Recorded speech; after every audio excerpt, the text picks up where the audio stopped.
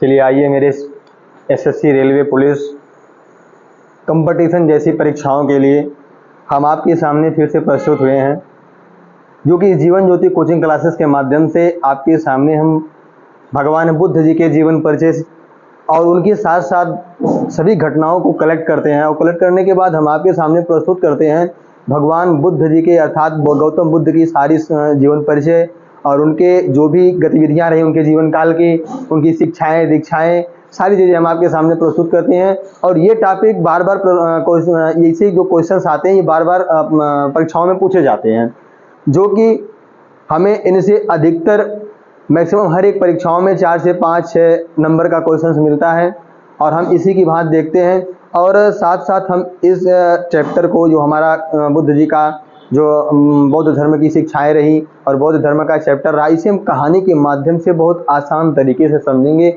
और जानेंगे कि क्या क्या इनका पूरा सारांश क्या था, इनका जीवन काल क्या था, गौतम बुद्ध जी का जन्म कहाँ हुआ, इनकी शिक्षाएं कैसे हुई, इनका जो महापरिनिर्वाण था वो कैसे हुआ, और तमाम ऐसी गतिविधियों के बारे में जानेंगे। जैसा कि आपके सामने भगवान बुद्ध जी का जो फिगर दिख रहा होगा, ये भगवान बुद्ध जी का फिगर है। इनका चलते हम इसी के साथ अब तैयारी शुरू करते हैं अपनी पढ़ाई। जैसा कि देखते हैं आपके सामने गौतम बुद्ध जी का जन्म 563 ईसा पूर्व में कपिलवस्तु के लुम्बिनी नामक स्थान पर हुआ था। भगवान बुद्ध जी का जन्म जो था वो गौतम बुद्ध जी का जन्म 563 ईसा पूर्व 563 ईसा पूर्व।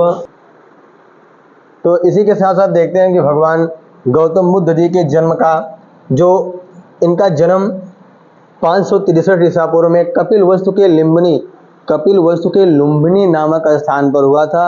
और इनके पिताजी शुद्धोधन शाक्यगढ़ के मुखिया थे।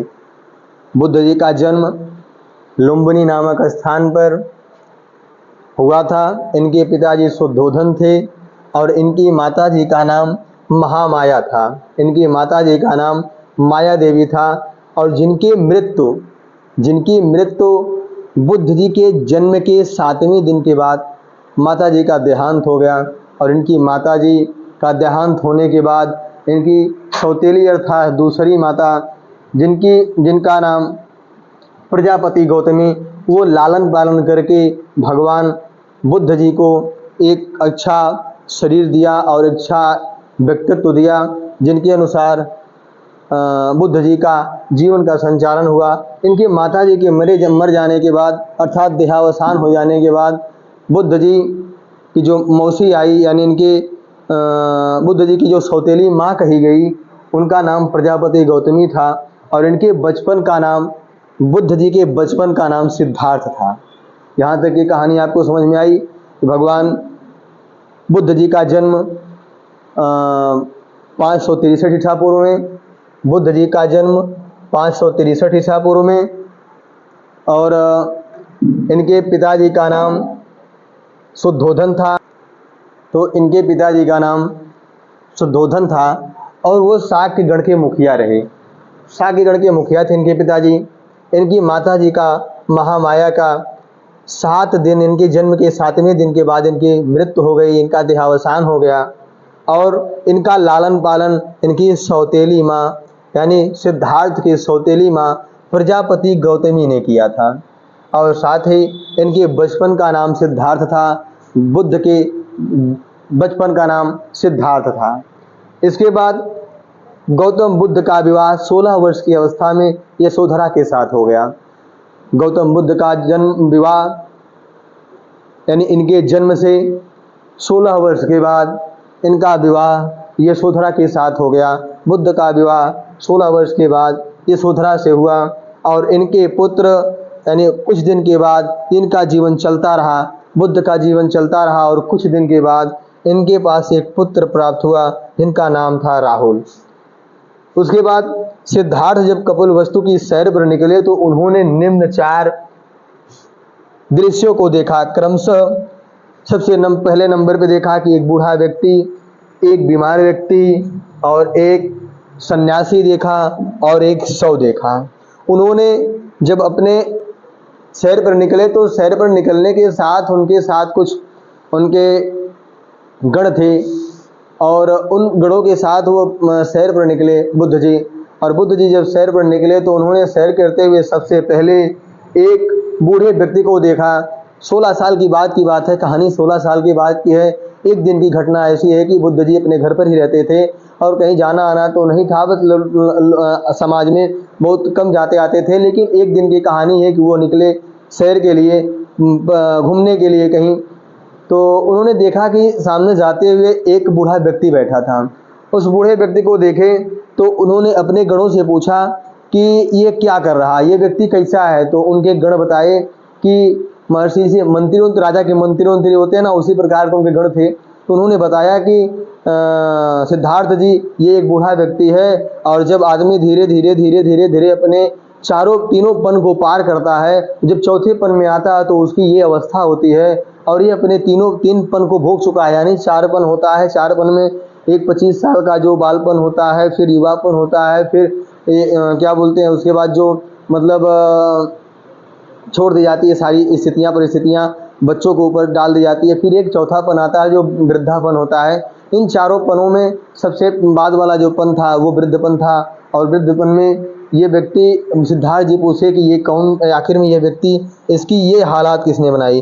उन्होंने कहा कि ये अपनी धीरे समय जब बीतती चली जाएगी, 60 साल के बाद, 75 साल के बाद ये व्यक्ति इस आधार पर हो जाएगा, ये किसी कार्य के लायक नहीं रहेगा, ये सिर्फ भगवान की भक्ति में लग जाएगा।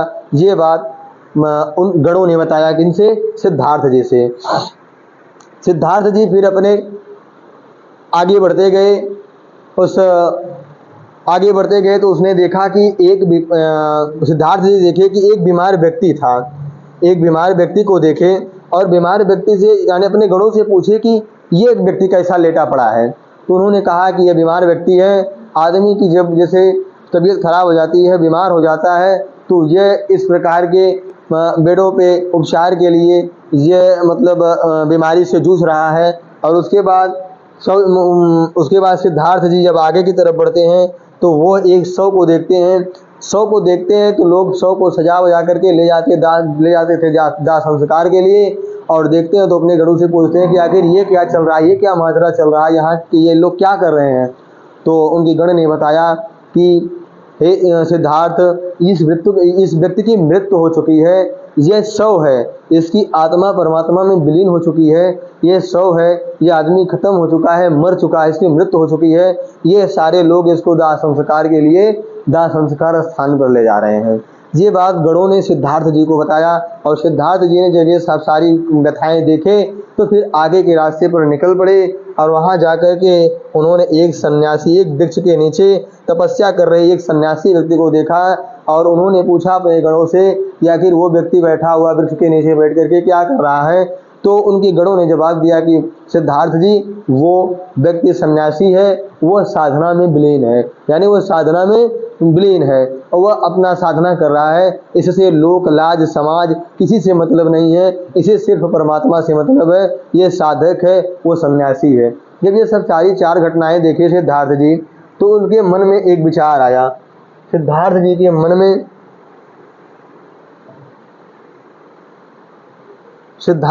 मन में विचार आया और वो सिद्धार्थ जी के मन में विचार आया इन सारी समस्याओं से व्यथित होकर के।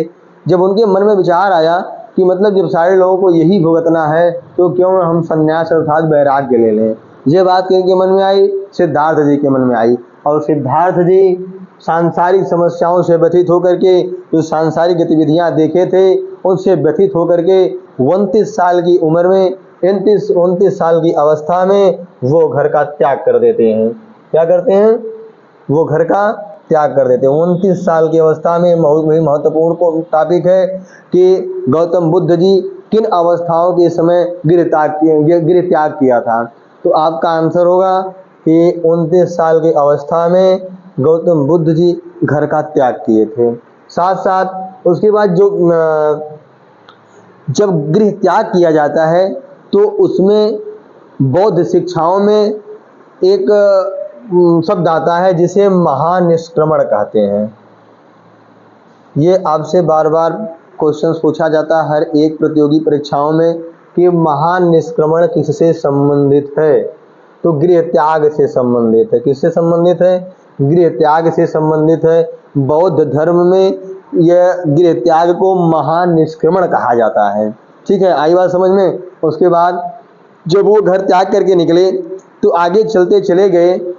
आगे जाने के बाद कुछ दिनों तक वो अपनी यात्रा पूरी की और वहाँ कुछ दूर यात्रा करने के बाद उन्हें गृह त्याग करने के बाद बुद्ध ने वैशाली के अलार कलाम से सांख्य दर्शन की शिक्षा ग्रहण की। इनके जो गुरु मिले, आगे जाने के बाद कुछ दिन के बाद आगे जाने के बाद इनको एक अलार कलाम नाम का व्यक्ति मिला जो इन्हें शिक्षा यानी सांख्य दर्शन की शिक्षा दी। अलार कलाम सिद्धार्थ के प्रथम गुरु थे। यानी जब सिद्धार्थ अपने घर से गृह त्याग किए 29 साल की अवस्था में, तो वो चलते चले गए तो इनको सबसे पहला व्यक्ति अलार कलाम मिले। अलार कलाम इन्हें सांख्य दर्शन की शिक्षा दिए और इन्हीं से सांख्य दर्शन की शिक्षा सिद्धार्थ ने अलार कलाम से ली और अलार कलाम इनके प्रथम गुरु थे। अलार कलाम इनके प्रथम गुरु थे। और इसके बाद जब अलार कलाम इनके प्रथम गुरु थे तो अलार कलाम के बाद सिद्धार्थ ने राजगीर के रुद्र करामपुत्र से शिक्षा ग्रहण की और उर्वेला में सिद्धार्थ को कौंडिन्यप्पा, भादिया, महानामा एवं असांगी नामक 5 साधक मिले। यानी जब वहाँ से आगे निकले तो गौतम बुद्ध जी को कुछ शिक्षाएं समझ में नहीं आई, मतलब उनको समझ में आई और उसके बाद वो जब अलार कलाम वहाँ से चल पड़े कुछ दिनों के बाद, एकदम मैक्सिमम लगता है कि 8 महीने तक वहाँ शिक्षा लिए थे, लेकिन उनको समझ में नहीं आती थी बातें कि मतलब मैं शिक्षा में क्या ले रहा हूँ, क्या कर रहा हूँ, कैसे क्या चल रहा है। तो उसी आधार पर वो उनको समझ में बातें नहीं आई तो वो वहाँ से अब उस स्थान को छोड़ करके चल देते हैं और चलने के बाद वो पहुँच जाते हैं उर्वेला में और सिद्धार्थ को कौंडिन्य, वप्पा, भादिया, महानामा एवं अय्यासांगी नामक 5 साधक मिलते हैं। बिना अन्न जल ग्रहण किए 6 वर्ष की कठिन तपस्या के बाद 35 वर्ष की आयु में बैसाख की पूर्णिमा की रात निरंजना फाल्गुन नदी के किनारे पीपल वृक्ष के नीचे सिद्धार्थ को ज्ञान की प्राप्ति हुई। ज्ञान की प्राप्ति कब हुई थी? यह आपके लिए बहुत ही महत्वपूर्ण टॉपिक है कि महात्मा बुद्ध जी जहाँ ये 5 साधक मिले वहीं यह साधना में लग गए और साधना में जब लग गए तो साधना में लग गए बिना अन्न जल ग्रहण किए 6 वर्ष की कठिन तपस्या के बाद 35 वर्ष की आयु में बैसाख की पूर्णिमा की रात निरंजना नदी अर्थात जिसे फाल्गुन नदी के नाम से जाना जाता है उसी के किनारे पीपल वृक्ष के नीचे, यह बार बार पूछा जाता है कि पीपल वृक्ष के नीचे यानी सिद्धार्थ जी को ज्ञान कहाँ प्राप्त हुआ? तो पीपल वृक्ष के नीचे सिद्धार्थ को ज्ञान की प्राप्ति हुआ। ज्ञान की प्राप्ति के बाद सिद्धार्थ को बुद्ध के नाम से जाने गए। ज्ञान की प्राप्ति के बाद जब जब ज्ञान की प्राप्ति हुई, उस ज्ञान की प्राप्ति के बाद उन्हें बुद्ध के नाम से जाने गए। वह स्थान बोध गया कहलाया। अर्थात इन्हें बुद्ध क्यों कहा गया? जब 6 वर्ष की कठिन तपस्या के बाद उन्हें बोध हुआ तो उन्हें जब बोध हुआ, बोध का अर्थ होता है ज्ञान हुआ, जब उन्हें ज्ञान की प्राप्ति हुई तो जब ज्ञान की प्राप्ति हुई तो उन्हें बुद्ध के नाम से जाने जाना लगा और जिस स्थान पर ज्ञान की प्राप्ति हुई उसे बोध गया कहने लगे लोग कि जहाँ बुद्ध जी को बोध प्राप्त हुआ, जहाँ ज्ञान प्राप्त हुआ वह स्थान बोध गया के नाम से जाना जाएगा और वो बोध गया कहलाने लगा। अच्छा, उसके बाद हम देखते हैं बुद्ध ने अपना प्रथम उपदेश सारनाथ के ऋषि पत्तनम में दिया। बुद्ध ने अपना प्रथम उपदेश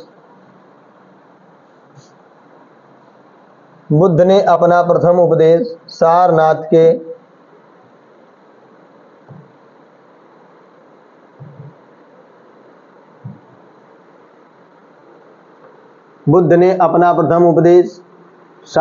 के ऋषि पत्तनम में दिया और इसे बौद्ध ग्रंथों में धर्म चक्र प्रवर्तन कहा गया। यानी बुद्ध जी ने जहाँ अपना पहला उपदेश दिया, अपना प्रथम उपदेश दिया, उसे सारनाथ अर्थात ऋषिपत्तनम कहा गया। ये आपके लिए बहुत ही महत्वपूर्ण होगा कि बुद्ध जी ने जहाँ अपना प्रथम उपदेश दिया, जहाँ पहला उपदेश दिया, उस स्थान को किस नाम से जाना जाता है? तो उस नाम को सारनाथ के ऋषिपत्तनम के नाम से जाना जाता है, जिसे बौद्ध ग्रंथों में धर्म चक्र प्रवर्तन कहा गया है, जिसे बौद्ध के ग्रंथों में धर्म चक्र प्रवर्तन कहा गया है। उसके अनुसार अद्भुत भारत के लेखन के अनुसार 49 दिन की तपस्या के बाद बुद्ध को ज्ञान की प्राप्ति हुई। 49 दिन की तपस्या के बाद, जो इसमें बताया गया अद्भुत भारत लेखक थे बासाम जी, उनके अनुसार इसमें 49 दिन की कठिन तपस्या के बाद उनको ज्ञान की प्राप्ति हुई। ये बात इनके द्वारा बताई गई। और साथ साथ ये भगवान की बुद्ध की मूर्ति और इनका जो प्रतिबिंब रहा, ये इस प्रकार से तपस्या कर रहे थे भगवान बुद्ध जी की जो तपस्या थे। और इसके बाद जब इनको ज्ञान की प्राप्ति हुई, बुद्ध ने अपने उपदेश में जन साधारण की भाषा पाली में दी। यानी जो बुद्ध जी जब इनको ज्ञान की प्राप्ति हुई तो वह अपना उपदेश देना शुरू किए, और वो उपदेश साधारण भाषा पाली में दिए। वो जो उपदेश था जन साधारण भाषा, जैसे पहले जो वैदिक संस्कृति थी उसमें अधिकतर लोगों को संस्कृत समझ में नहीं आती थी, संस्कृत के अर्थ समझ में नहीं आते थे, कठिन शब्द होते थे, कठिनता से उसका संचालन होता था। जो वेद के ज्ञाता होते थे, वेद वेदांत को जानने वाले होते थे, वह संस्कृत को अच्छे सरल तरीके से समझ पाते थे, और जो आम जन होता था वह संस्कृत के कठिन शब्दों को समझ नहीं पाता था। इसी से की वजह से बुद्ध जी अपना उपदेश संस्कृत के कुछ भाग को लेकर के और कुछ अपने इस बौद्ध भाषाओं को लेकर के, अर्थात इस पाली भाषा में दिए। जो इनका उपदेश था, जो इनका मुख्य उद्देश्य था कि हमारी जो बौद्ध जो हमारा ज्ञान की प्राप्ति है, जो हमारा उपदेश है, वह आम लोगों तक, जन जन तक पहुँचे और साधारण भाषा अर्थात सरल शब्दों में लोगों तक पहुँचे। ये उद्देश्य था। सरल भाषा में लोगों तक अपने उपदेश को पहुँचाने के लिए, सरल भाषाओं में पहुँचाने का ये उद्देश्य था किनका? बुद्ध जी का। साथ साथ बुद्ध ने अपने उपदेश कौशल, वैशाली, कौशाम्बी व अन्य राज्यों में दिए। सर्वाधिक उपदेश की बात आती है तो कौशल की राजधानी श्रावस्ती में दिए। जब सर्वाधिक उपदेश की बात आती है तो वह श्रावस्ती में सबसे अधिक कौशल देश की राजधानी श्रावस्ती में दिए। इनके प्रमुख अनुयायी शासक थे जो बिंबिसार था, प्रसेनचित्त था और उदयन था। ये इनके प्रमुख अनुयायी थे और जो भी शासक रहे हैं जी अपने काल में। और साथ साथ बुद्ध की मृत्यु 80 वर्ष के बाद की अवस्था में 483 ईसा पूर्व में कुशीनारा के देवरिया उत्तर प्रदेश में चुंद द्वारा अर्पित भोजन करने के बाद हो गई, जिसे बुद्ध धर्म में महापरिनिर्वाण कहा गया। जिसे बौद्ध धर्म में महापरिनिर्वाण कहा गया। अब हम समझते हैं इस बात को कि जो बुद्ध जी की मृत्यु हुई थी वह 80 वर्ष की अवस्था में 483 ईसा पूर्व में कुशीनारा एक स्थान है। ये कुशीनारा एक स्थान है और कुशीनारा ये पड़ता कहाँ? ये देवरिया के उत्तर प्रदेश में चुंद द्वारा अर्पित भोजन करने के बाद यह हो गई, जिसे बौद्ध धर्म में महापरिनिर्वाण कहा जाता है। बौद्ध धर्म में मृत्यु को महापरिनिर्वाण कहा जाता है। मृत्यु को महापरिनिर्वाण कहा जाता है।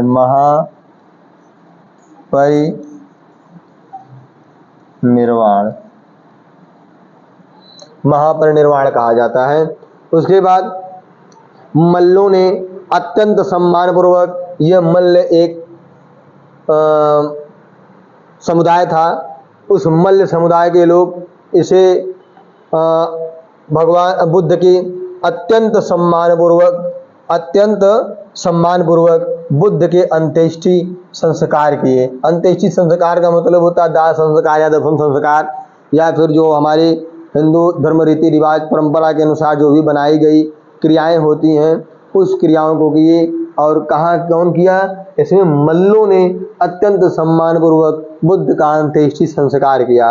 एक अनुश्रुति के अनुसार मृत्यु के बाद बुद्ध के शरीर के अवशेषों को 8 भागों में बांट करके उन पर 8 स्तूपों का निर्माण कराया गया। भगवान बुद्ध के यानी जो बुद्ध जी थे, मतलब सिद्धार्थ जी थे, उनके अनुश्रुत के अनुसार मृत्यु के बाद बुद्ध के शरीर के अवशेषों को 8 भागों में बांट करके उन पर 8 स्तूपों का निर्माण करवाया गया। बुद्ध के जन्म एवं मृत्यु की तिथि को चीनी परंपरा के कैंटोन, ये ध्यान रहे आपके, यानी जो चीनी परंपराएं थी वो कैंटोन अभिलेखों के आधार पर निश्चित किया गया। जो इनके जन्म था, जो इनकी मृत्यु थी, उसका जो इनका जन्म और इनका मृत्यु था वह चीनी परंपरा के कैंटोन अभिलेख के आधार पर निश्चित किया गया। बौद्ध धर्म के बारे में हमें विशद ज्ञान त्रिपिटक में कौन कौन से आते हैं? एक विनय पिटक आता है, एक सूत्र पिटक आता है और एक अभिधम्म पिटक आता है। ये 3 पिटक प्राप्त होते हैं। 3 पिटक प्राप्त होते हैं। तीनों पिटकों की भाषा पाली होती है, जो पाली भाषा होती है। थारवाद मत की पाली त्रिपिटक सबसे पुराना है, यानी जो थारवार मत है, ये थारवार मत जो था इसके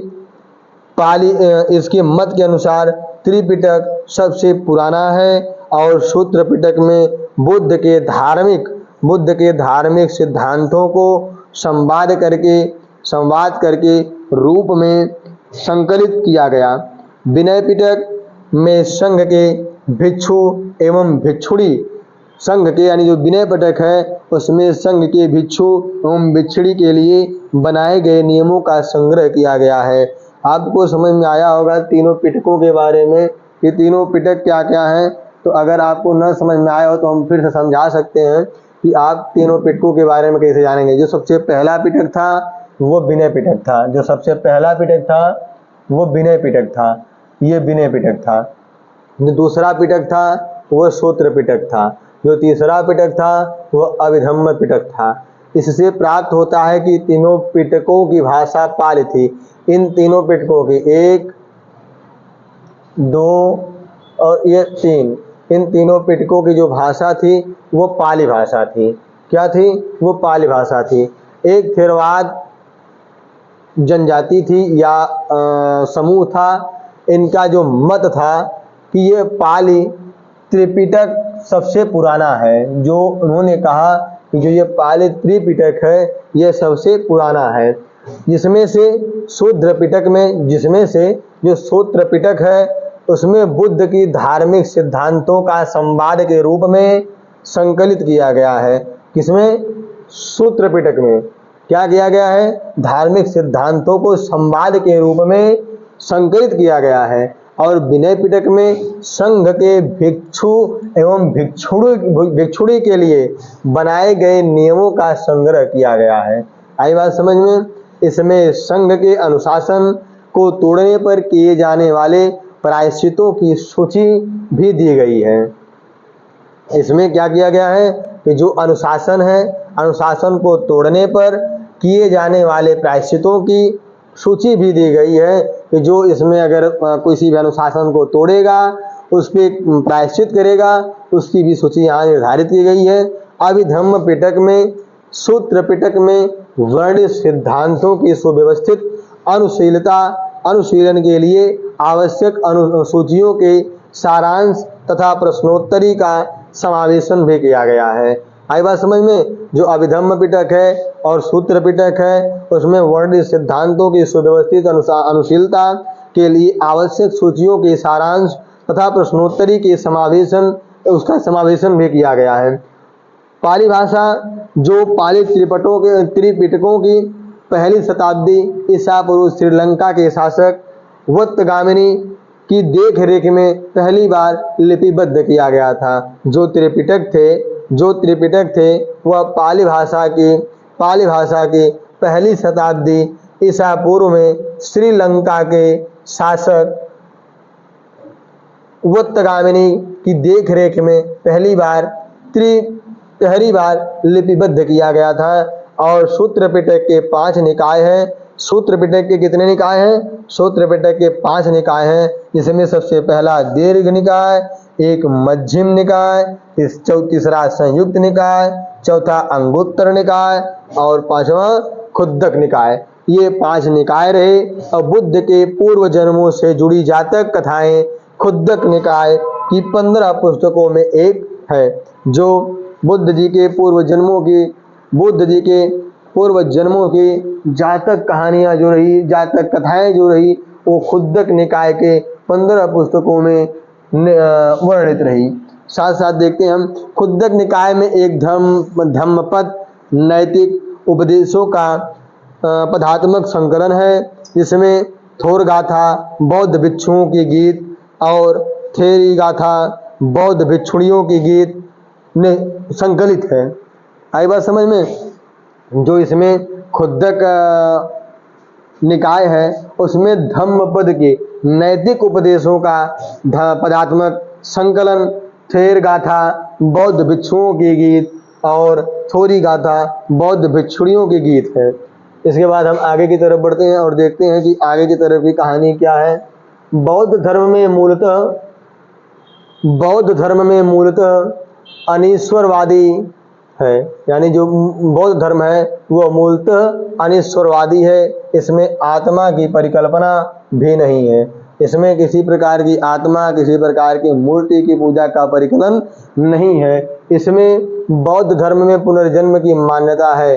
बौद्ध धर्म पुनर्जन्म की मान्यता देता है। ऐसा कहता है कि व्यक्ति का जीवन निश्चित है कि पुनर्जन्म है, और ये दूसरे जन्म की वो एक हमको मान्यता देता है। और तृष्णा को क्षीण हो जाने की अवस्था को, यानी तृष्णा को क्षीण हो जाने की अवस्था को ही बुद्ध निर्वाण कहा गया, जिसमें भगवान बुद्ध जी का जो अष्टांगिक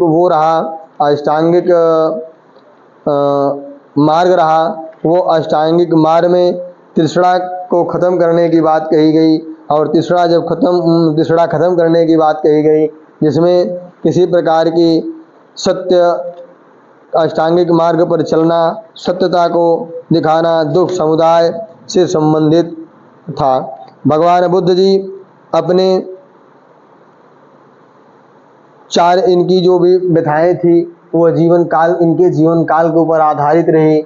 और इन्होंने विश्व दुखों से भरा है का सिद्धांत बुद्ध ने अपने उपनिषद से लिया। बुद्ध के अनुयायी 2 भागों में विभाजित थे, यानी भगवान बुद्ध के विश्व दुखों से भरा है का सिद्धांत बुद्ध ने अपने उपनिषद से लिया था। बुद्ध ने अपने उपनिषद से लिया। बुद्ध के अनुयायी 2 भागों में विभाजित थे। एक भाग था भिक्षुक और एक भाग था भिक्षुणी। बौद्ध धर्म के प्रचार के लिए जिन्होंने संन्यास ग्रहण किया उन्हें भिक्षुक कहा जाता था। हमने आपको भिक्षुक और भिक्षुणी की बात कही, तो अब आपकी समझ में आया होगा कि भिक्षुक कौन था और भिक्षुणी कौन थी। भिक्षुक वह थे जो अब बौद्ध धर्म के प्रचार के लिए जिन्होंने संन्यास ग्रहण किया उन्हें भिक्षुक कहा गया। और उपासक वह होते थे गृहस्थी जीवन में व्यतीत करते हुए बौद्ध धर्म अपनाने वाले को उपासक कहा जाता था। इसमें 2 लोग होते थे। जो भिक्षुक होते थे वह भिक्षुक बौद्ध धर्म के प्रचार के लिए जिन्होंने संन्यास ग्रहण किया उन्हें भिक्षुक कहा गया।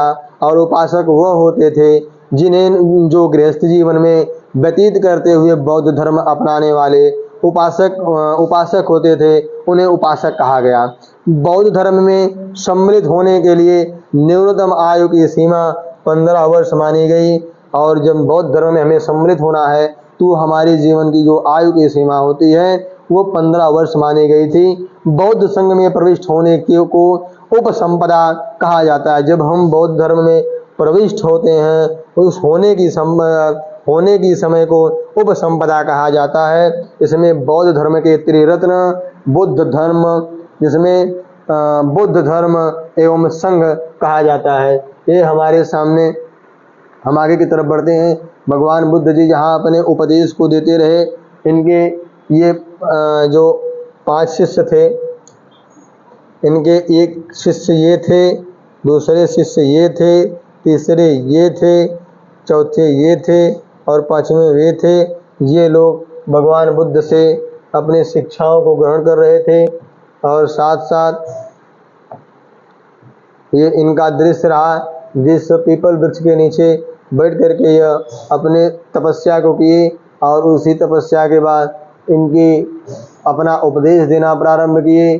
जो इनके शासन काल थे। अब हम चलते हैं बौद्ध सभाओं की तरफ। इनका जो सभा थी और इनके जीवन काल की जो गतिविधियाँ थी उसके सामने हम लोग चलते हैं। ये सभा और ये इसमें बौद्ध सभाएं, इनमें इनकी सभा दी हुई है, इनकी समय दी हुई है, इनका स्थान दिया हुआ है, उसके अध्यक्ष कौन थे और शासन काल किसका था।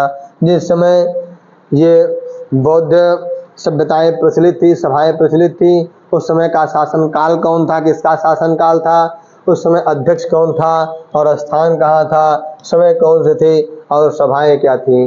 तो चलिए हम देखते हैं। जो प्रथम बौद्ध संगीति हुई वह 483 ईसा पूर्व में राजगिरी के कश्यप की अध्यक्षता में अजातशत्रु के शासन काल में हुई।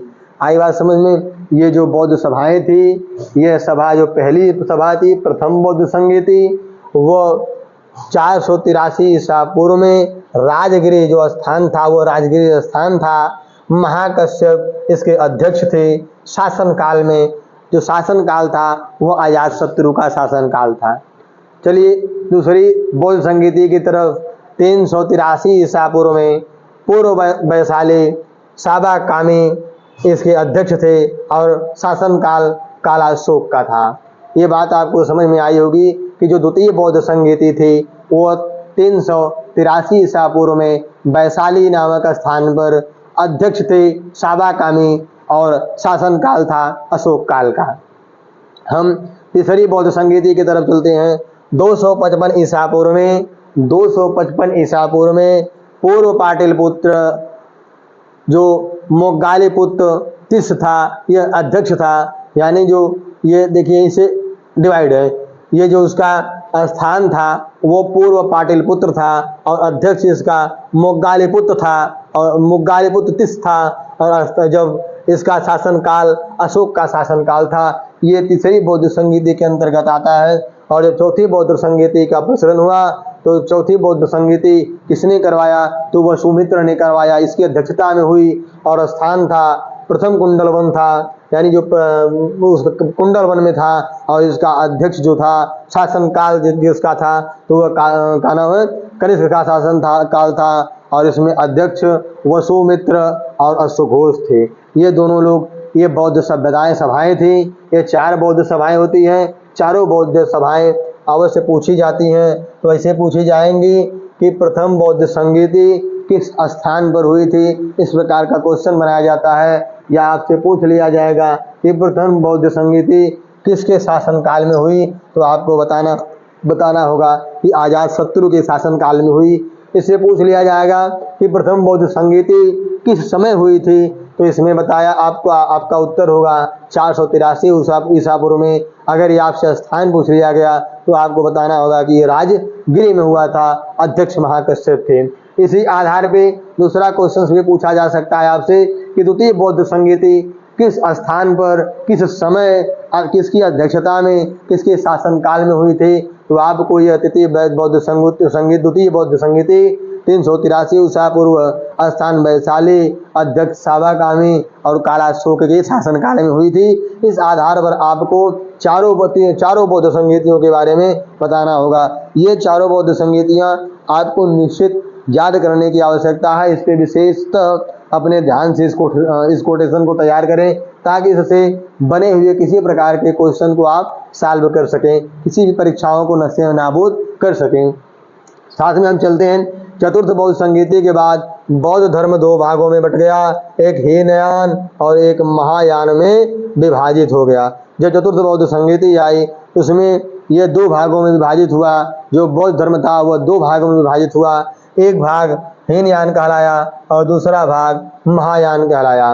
बौद्ध धर्म के महायान संप्रदाय को आदर्श बोधिसत्व है, बोधिसत्व है, और बोधिसत्व दूसरे के कल्याण को प्राथमिकता देते हुए अपने निर्माण में विलंब करते हैं।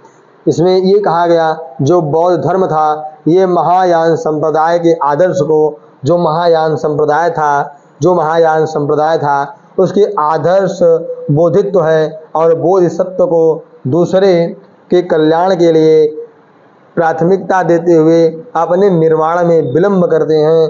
हीनयान का आदर्श अहर्त पद को प्राप्त करना है, यानी इसमें महत्वपूर्ण भूमिका इसकी अहर्त पद की है। जो हीनयान था वह आदर्श के अहर्त पद को प्राप्त करना, जो व्यक्ति अपने साधना से निर्वाण की प्राप्ति करते हैं उन्हें अहर्त कहा जाता है। आप इसके अर्थ को नहीं समझे होंगे। इसका अर्थ यही है कि जो व्यक्ति, यहाँ से देखिए, जो व्यक्ति साधना में निर्वाण की प्राप्ति करते हैं उन्हें अहर्त कहा जाता है। धार्मिक जुलूस का प्रारंभ सबसे पहले बौद्ध धर्म के द्वारा प्रारंभ किया गया था। बौद्धों का सबसे पवित्र त्यौहार बैसाख की पूर्णिमा है। बौद्धों का सबसे प्रमुख त्यौहार बैसाख की पूर्णिमा को माना जाता है और इस दिन तमाम प्रकारों के अपने परंपराओं के अनुसार तमाम प्रकार की पूजाएं, सभाएं ये की जाती हैं इस बैसाख पूर्णिमा के दिन। और आपको हमने बताया कि अहर्त पद के बारे में, जो व्यक्ति अपने साधना के निर्वाण की प्राप्ति करते हैं उन्हें अहर्त किया जाता है, यानी जो व्यक्ति अपनी साधना से निर्वाण की प्राप्ति करते हैं उन्हें अहर्त कहा जाता है। उसके साथ साथ ये फिर बुद्ध जी की प्रतिमा, फिर हम आगे बढ़ते हैं। बुद्ध पूर्णिमा के नाम से इस जो बैसाख की पूर्णिमा होती है उसे बुद्ध पूर्णिमा के नाम से भी जाना जाता है। और इसका महत्व इसीलिए है कि बुद्ध पूर्णिमा के दिन ही बुद्ध का जन्म, ज्ञान की प्राप्ति एवं महापरिनिर्वाण की प्रतीक्षा प्राप्ति हुई थी। बुद्ध का जन्म वो भी बैसाख पूर्णिमा के दिन हुआ था और ज्ञान की प्राप्ति भी बैसाख पूर्णिमा के दिन ही हुई थी, ऐसा कहा जाता है। ऐसा लिखित प्रमाण और साक्ष्य भी मिलता है। बुद्ध ने सांसारिक दुखों के संबंध में 4 आर्य सत्यों का उपदेश दिया। उसमें 4 आर्य जो उपदेश हैं उसमें सबसे पहला उपदेश है दुख का, और दूसरा उपदेश है दुख समुदाय का, तीसरा उपदेश है दुख निरोध का, और चौथा उपदेश है दुख निरोध गामिनी प्रतिपदा का। ये 4 उपदेश दिए और ये चारों उपदेश आपके सामने हैं। सबसे पहला उपदेश दुख था, दूसरा उपदेश दुख समुदाय था, तीसरा उपदेश दुख निरोध था, चौथा उपदेश निरोध गामिनी प्रतिपदा थी। उसके बाद इनके कुछ अष्टांगिक मार्ग रहे। अब अष्टांगिक मार्ग कौन कौन से हैं वो हम आपके सामने प्रस्तुत है। आप इनके अष्टांगिक मार्गों को देखें। इन सांसारिक दुखों से मुक्त होते हेतु बौद्ध ने अपने अष्टांगिक मार्ग की बात कही। इसमें अष्टांगिक मार्ग है, सबसे पहला है सम्यक दृष्टि, दूसरा है सम्यक संकलन, तीसरा है सम्यक वाणी, और चौथा है सम्यक कर्मांत, और पांचवा है सम्यक आजीवक, और छठा है सम्यक व्यायाम, और सातवां है सम्यक स्मृति एवं सम्यक समाधि। ये 8 उनके अष्टांगिक मार्ग रहे। साथ साथ ये उनके 8 अष्टांगिक मार्ग रहे। और इन अष्टांगिक मार्गों में इसमें सम्यक दृष्टि में सत्य की बात कही जाती है, जो सत्य के मार्ग पर चलने वाले, और उसके बाद सम्यक संकलन की बात कही जाती है, जिसमें सम्यक संकलन की बात कही जाती है, इसमें हिंसा न करने की बात हो, अस्ते चोरी करने की बात ना हो, अपरिग्रह की बात की जाती है कि धन का संग्रहण न करना, यानी अगर आप अष्टांगिक मार्ग का अर्थ यही होता है कि अगर आप इन सभी 8 चीज़ों को मानते हैं तो आपको समस्याएं होती हैं, और अगर आप इन अष्टांगिक मार्गों की तरफ ध्यान नहीं देंगे तो आपको किसी प्रकार का भय, लोभ, लालच नहीं रहेगा और आप अपने मार्ग को प्राप्त कर सकते हैं, अपने मोक्ष को प्राप्त कर सकते हैं। इसमें अष्टांगिक मार्ग में सत्य की बात कही गई, यानी हमेशा हमें सत्य पर चलना चाहिए और अहिंसा न करनी चाहिए। अहिंसा होना माने हिंसा न करनी चाहिए। अस्तेय का अर्थ होता है कि चोरी न करना चाहिए, और अपरिग्रह का होता है कि धन का संग्रह न करना चाहिए। जो हमारा धन है उसे आता है तो खर्च जरूर करना चाहिए, उसके संग्रहण अगर आप करेंगे तो निश्चित ही आपको चिंता बढ़ेगी, निश्चित ही आप उसके तरफ सोचेंगे। और अपरिग्रह की और ब्रह्मचर्य की बात कही गई, जो सांसारिक मोह माया से दूर रखने की बात होती है। अगर आप अपने को ब्रह्मचर्य रखते हैं तो सांसारिक मोह माया से दूर रहेंगे। और कोमल शैया का त्याग, अर्थात हमें अच्छे बिस्तरों पर नहीं सोना चाहिए। अगर हमें अष्टांगिक मार्ग को प्राप्त करना है तो हमारे लिए एक अच्छे कोमल शैया नहीं होनी चाहिए, शयन कक्ष नहीं होना चाहिए। हमारे लिए वही जो साधक लोग, जो ऋषि मुनि लोग, जो तपस्वी लोग, जो साधक लोग अपने बिस्तर, वो उनका जो पहले के ज़माने में भेड़ी वाला कंबल होता था, या फिर कोई ऐसी चटाई वगैरह बिछा करके, कुशा की चटाई उटाई बिछा करके उस पर शयन करते थे, उस पर अपने सारी नित्य कर्म करते थे, पूजा पाठ वगैरह जो भी थी, साधना थी, वो सब सारे कार्य करते थे। उस प्रकार का हमारा संघर्ष होना चाहिए, उस प्रकार का हमारा शैया होना चाहिए, और हमें कोमल शैया का त्याग करना चाहिए। जो भी हमें कोमल शैया है उसका त्याग करना चाहिए, और सुगंधित द्रव्यों का त्याग करना चाहिए। जो सुगंधित द्रव्य इत्र वगैरह होते हैं उनका त्याग करना चाहिए। हमें सुगंधित तेल का त्याग करना चाहिए, सुगंधित इत्रों का, स्किन का, परफ्यूम का, इन सभी का त्याग करना चाहिए।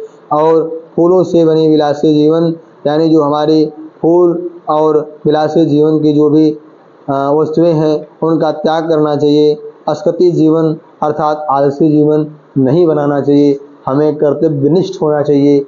ये इसके अंदर जो अष्टांगिक मार्ग रहे, इस अष्टांगिक मार्ग के अंदर बातें कही गई हैं भगवान बुद्ध के द्वारा, सिद्धार्थ के द्वारा। यही इनका अष्टांगिक मार्ग रहा। उसके साथ साथ हम इसके आगे बढ़ते हैं। अष्टांगिक मार्गों के बाद देखते हैं, बुद्ध के अष्टांगिक मार्गों के बाद पालन करने के उपरांत मनुष्य के भव तृष्णा को नष्ट करती है, लोभ को नष्ट करती जाती है, और उसे निर्वाण प्राप्त होता है। निर्वाण का अर्थ होता है मोक्ष की प्राप्ति होती है। निर्वाण का अर्थ होता है मोक्ष की प्राप्ति होती है, और निर्वाण बुद्ध धर्म की परम लक्ष्य है, यानी मोक्ष की प्राप्ति बुद्ध धर्म का परम लक्ष्य है, जिसका अर्थ है दीपक का बुझ जाना। दीपक का बुझ जाना अर्थात जीवन मरण चक्र से मुक्त हो जाना। मोक्ष की प्राप्ति का अर्थ ही होता है कि जीवन मरण की चक्र से मुक्त हो जाना। बुद्ध की निर्वाण प्राप्ति को सरल बनाने के लिए निम्न 10 शीलों पर बल दिया गया, जिसमें सबसे पहले हमने आपसे बताया कि जो 10 शील थे वो अहिंसा, सबसे पहले अहिंसा थी। इसमें हिंसा न की जाए, सत्य के मार्ग पर चला जाए, अस्तेय, कभी चोरी न की जाए, यानी चोरी न करने से संबंधित है। अपरिग्रह की बात हमने किया, किसी के प्रकार की संपत्ति को न रखना, यानी किसी भी प्रकार की संपत्ति को न रखना, यह अपरिग्रह की बात कही गई। मद्य सेवन न करना, देखिए मद्य सेवन न करना अर्थात असमय भोजन न करना। और 7वां सुखप्रद बिस्तर नहीं होना चाहिए। हमने आपसे कहा कि जो सुखप्रद अर्थात कोमल वो नहीं होना चाहिए, क्या नाम है, कोमल बिस्तर नहीं होना चाहिए, शयन कक्ष नहीं होना चाहिए, ये बात हमने आपसे कही। और 8वां था धन का संचयन नहीं करना चाहिए, स्त्रियों से दूर रहना चाहिए। अगर आपको एक साधक बनना है तो आपको स्त्रियों से दूर रहने की आवश्यकता है। 10वां नृत्य गान आदि से दूर रहना होगा, ये बात 10वीं थी। और साथ साथ गृहस्थों के लिए केवल प्रथम 5 शील तथा भिक्षुओं के लिए 10 शील मानना, अनिवार्य है। ये बात गृहस्थों के लिए भी कही गई है और ये बात भिक्षु और भिक्षुणियों के लिए भी कही गई है कि जो गृहस्थी है, जो गृहस्थ के लोग हैं, उनमें सिर्फ 5 चीज़ें उसमें सिर्फ 5 चीज़ें आवश्यक हैं और बाकी भिक्षु और भिक्षुणियों के लिए अर्थात साधक के लिए, तपस्वी के लिए और क्या बोलते हैं जो जंगल में चले जाते हैं तप करने के लिए, जप करने के लिए, उन्हें इन 10 जो इनका वो था, क्या नाम है, शील था, उन 10 शीलों पर बल देना चाहिए। उसी के साथ साथ बुद्ध ने मध्यम मार्ग, मध्यमा प्रतिपदा का उपदेश भी दिया, यानी जो मध्यम मार्ग था उस मध्यम मार्ग का उपदेश भी दिया। अनीश्वरवाद के संबंध में बौद्ध धर्म एवं जैन धर्म का समानता है, यानी जो अनीश्वरवाद है उसके संबंध में, जो अनीश्वरवाद है उसके संबंध में बौद्ध धर्म और जैन धर्म में समानता है। जातक कथाएं प्रदर्शित करती हैं कि बोधिसत्व का अवतार मनुष्य रूप में भी हो सकता है तथा पशुओं के रूप में भी। ये क्या बोलते हैं, जातक कथाएं जो थी, यानी जो बौद्ध धर्म की जातक कथाएं थी, उसमें ये प्रदर्शित होता है कि बोधिसत्व का अवतार मनुष्य के रूप में भी हो सकता है। यानी अगर आप मानव का, मनुष्य का अर्थ होता है मानव, और मानव का अर्थ होता है कि मानवतावादी। अगर जिनके अंदर प्रेम की भावना हो, जिनके अंदर नैतिक आचरण हो, जिनको समझ बूझ हो, जिनके उचित अनुचित कार्यों का पता चलने का गुण हो, वो व्यक्ति हमेशा वो क्या बोलते हैं, बोधिसत्व के रूपों में वो एक मनुष्य का अवतार ले सकते के रूप में हो सकते हैं।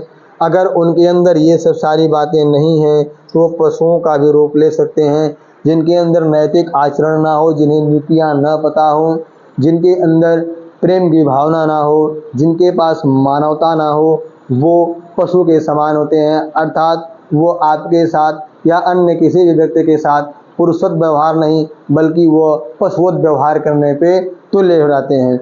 ये बात यहाँ भी कही गई है। और साथ साथ इन्हें बोधिसत्व में के रूप में पुनर्जन्मों की दीर्घ श्रृंखला के अंतर्गत बुद्ध ने शाक्य मुनि के रूप में अपनाया, अंतिम जन्म प्राप्त किया, किंतु इसके उपरांत मैत्रेय तथा अन्य अनाम बुद्ध अभी अवतरित होने से शेष है।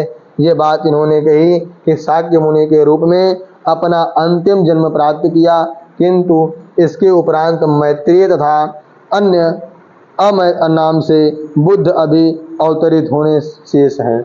उसके बाद बात आगे बढ़ती है, आगे की तरफ।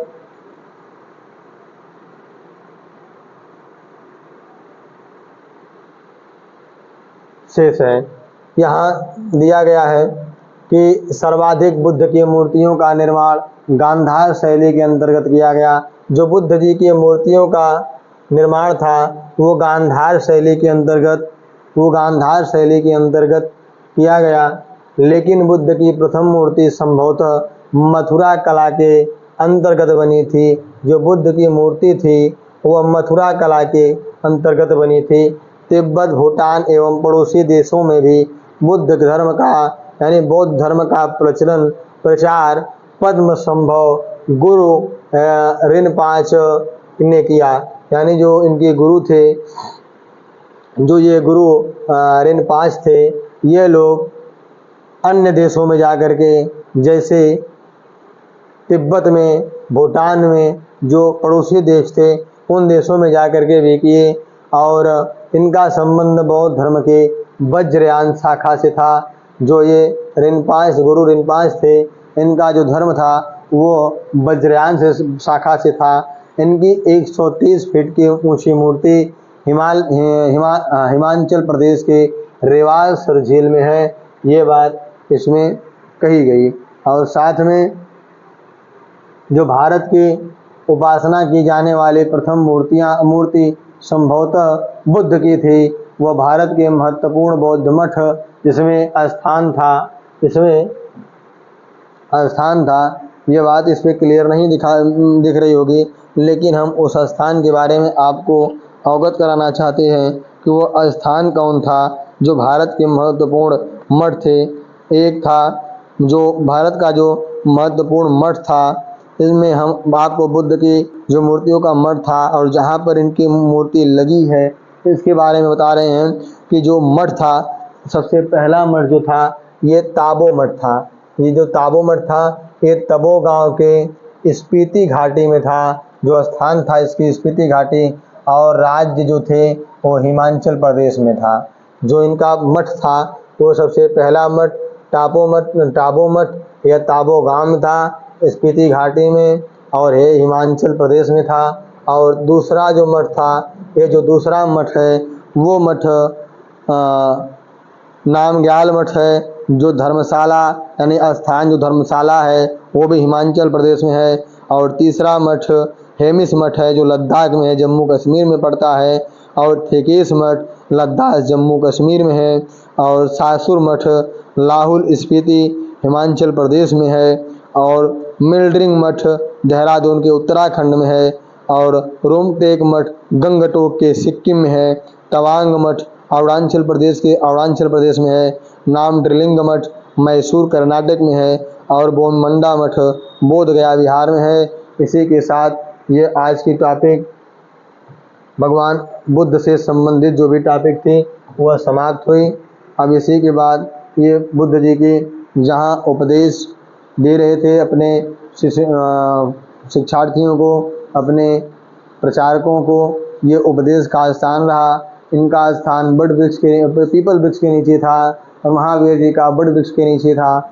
और ये कथाएं, ये जो इनकी कहानियाँ थी, इनका सारांश था। इसी के बाद समाप्त होता है। हम अगली कड़ी में जुड़ेंगे आपके साथ जैन धर्म के साथ, और प्राचीन वेद, वेदांग, उपनिषद, पुराण, महापुराण के साथ जुड़ेंगे।